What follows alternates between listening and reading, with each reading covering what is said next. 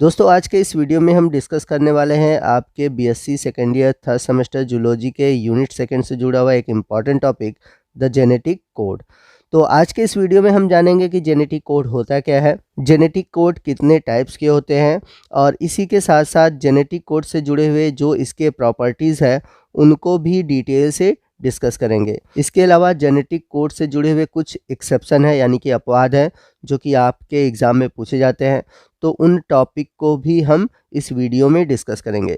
तो कुल मिलाकर देखा जाए आज का ये वीडियो आपके लिए बहुत ही इम्पॉर्टेंट होने वाला है, तो आप वीडियो को ध्यान से देखिएगा और पूरा देखिएगा। तो आइए बात करते हैं हम जेनेटिक कोड की। तो जेनेटिक कोड को समझने से पहले हमको समझना होगा सेंट्रल डोग्मा, यानी कि सेंट्रल डोग्मा होता क्या है। तो आपको बता दें कि टर्म सेंट्रल डोग्मा सबसे पहले प्रपोज किया था फ्रांसिस क्रिक ने। तो आप इस साइंटिस्ट का नाम याद कर लीजिएगा, एग्जाम में पूछा जाता है कि टर्म सेंट्रल डोग्मा किसने दिया था। और आपको बता दें कि ये वही क्रिक हैं जिन्होंने वाटसन के साथ मिलकर डीएनए के डबल हेलिक्स की खोज की थी। तो सेंट्रल डोग्मा कहता है कि जब डीएनए का ट्रांसक्रिप्शन होता है तो बनता है एमआरएनए, और जब एमआरएनए का ट्रांसलेशन होता है तो बनता है प्रोटीन। या आप इस तरह से भी समझ सकते हैं कि जब डीएनए से एमआरएनए बनता है तो उस प्रोसेस को हम कहते हैं ट्रांसक्रिप्शन, और जब एमआरएनए से प्रोटीन बनता है तो उसे हम बोलते हैं ट्रांसलेशन।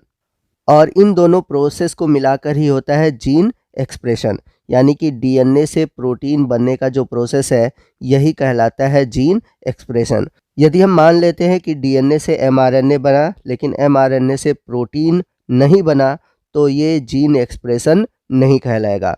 जब तक डीएनए से एमआरएनए और एमआरएनए से प्रोटीन नहीं बन जाता वह जीन एक्सप्रेशन नहीं कहलाता। तो जिस तरह से ट्रांसक्रिप्शन जरूरी है उतना ही ज़रूरी है ट्रांसलेशन। तो इस तरह से देखा जाए तो जीन का जो अल्टीमेट फंक्शनल फॉर्म है वो है प्रोटीन, और यही प्रोटीन आगे चलकर कई बार हार्मोन्स बनता है, कई बार एंजाइम बनता है, कई बार चैनल बनता है। तो ये प्रोटीन ही है जो कि अल्टीमेट एक्सप्रेशन बनाता है आपकी बॉडी में।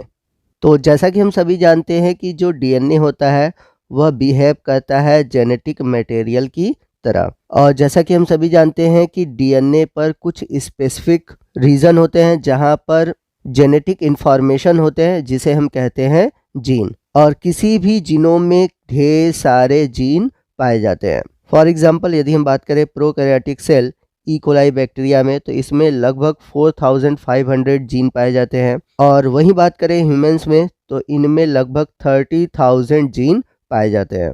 तो जीन में जो जेनेटिक इंफॉर्मेशन होते हैं वो फ्लो करते हैं एमआरएनए में, यानी कि जीन अपने कैरेक्टर को एमआरएनए में ट्रांसमिट करता है, और इस प्रोसेस को हम बोलते हैं ट्रांसक्रिप्शन। अब ये जो जेनेटिक इंफॉर्मेशन है वो ट्रांसलेशन के थ्रू प्रोटीन के रूप में बनते हैं। तो अब यहाँ पर बात आती है कि जेनेटिक कोड होता क्या है। तो जेनेटिक कोड जो है एक पर्टिकुलर टाइप का न्यूक्लियोटाइड सीक्वेंस है जो कि एमआरएनए पर पाया जाता है। अब इस जेनेटिक कोड के अकॉर्डिंग एमिनो एसिड होते हैं, और वे एमिनो एसिड इस जेनेटिक कोड के अकॉर्डिंग आते हैं और आपस में पेप्टाइड बॉन्ड के थ्रू जुड़ते हैं और प्रोटीन का फॉर्मेशन करते हैं। तो इस तरह से डिफरेंट जेनेटिक कोड के लिए डिफरेंट एमिनो एसिड होता है, और ये डिफरेंट एमिनो एसिड आपस में जुड़कर बनाते हैं प्रोटीन, यानी कि पॉलीपेप्टाइड चेन। तो सबसे पहले जॉर्ज गेमो जिन्होंने कि जेनेटिक कोड के आइडिया को दिया, तो इनका कहना था कि जो हमारे पास डीएनए होते हैं उनमें 4 नाइट्रोजिनस बेस होते हैं। जैसे कि यदि डीएनए है तो डीएनए में जो 4 नाइट्रोजिनस बेस होते हैं वो होते हैं एडेनिन, थायमीन, ग्वानिन और साइटोसिन। वहीं हम बात करें आरएनए की, तो आरएनए में जैसा कि हम सभी जानते हैं कि थायमीन नहीं होता, थायमीन की जगह यूरेसिल होता है। तो इसमें जो 4 नाइट्रोजिनस बेस होगा वो होगा एडेनिन, यूरेसिल, ग्वानिन और साइटोसिन, और इन्हीं चारों नाइट्रोजिनस बेस से कुल 64 कोडॉन बनेंगे, और इन्हीं चारों नाइट्रोजिनस बेस के बीच चलता है परम्यूटेशन एंड कॉम्बिनेशन, और फॉर्मेशन होता है 64 कोडॉन का। तो ये जो ऑब्जर्वेशन था वो सबसे पहले किसने दिया था? जॉर्ज गैमो ने। तो इन 4 नाइट्रोजनस बेस से 64 कोडॉन बनते हैं और इन्हीं 64 कोडॉन से हमारे शरीर में 20 फंक्शनल एमिनो एसिड बनते हैं। तो जॉर्ज गैमो का जो आइडिया था, इसको सपोर्ट करने वाले थे 3 साइंटिस्ट। सबसे पहले थे डॉक्टर हरगोविंद खुराना, सेकंड थे मार्शल निरेनबर्ग और थर्ड थे सेवरो ओका। तो आइए हम बात करते हैं कि हम जेनेटिक कोड को कैसे डिफाइन कर सकते हैं। तो सबसे पहले यहाँ पर ये जो डेफिनेशन है हम इसको समझेंगे।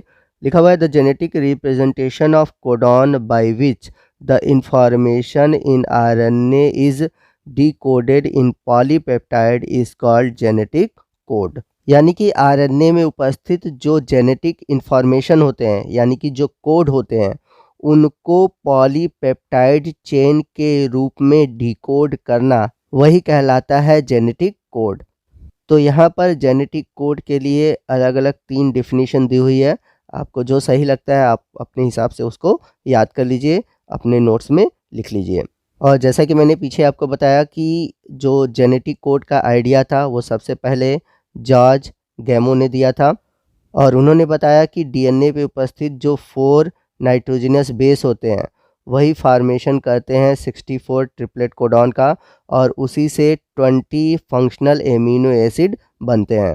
तो यहाँ पर हम देख सकते हैं कि जो कोडॉन होते हैं कुल 64 होते हैं जो कि mRNA पर पाए जाते हैं। और जैसा कि मैंने बताया था कि इन कोडॉन का फॉर्मेशन होता है 4 डिफरेंट नाइट्रोजनस बेस से।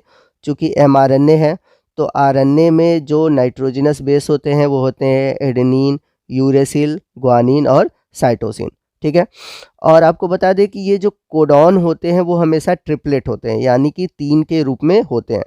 तो नाइट्रोजनस बेस हुए 4 और जो कोडॉन है वो ट्रिपलेट। तो यहाँ पर हम 4 के पावर 3 करेंगे और जब 4 के पावर 3 को आप सॉल्व करोगे तो टोटल आएगा 64।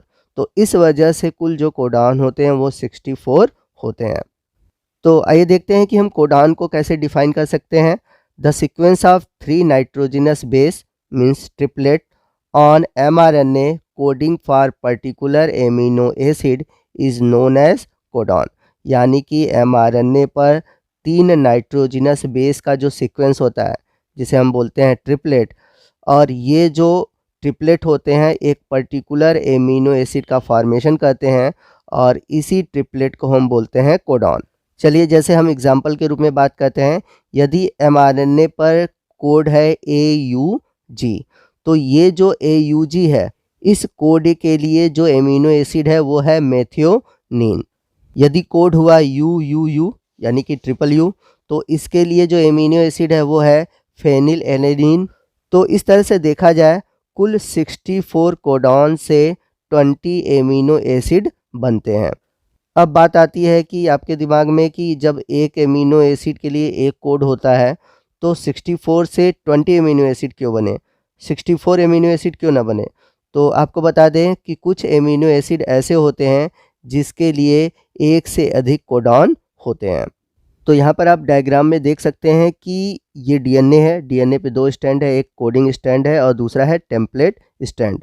तो जो कोडिंग स्टैंड है उसी की कॉपी होती है mRNA पर। जैसा कि आप ऊपर देख रहे हैं कि डीएनए में क्या है A, C, T, G, C, C ये लिखा हुआ है।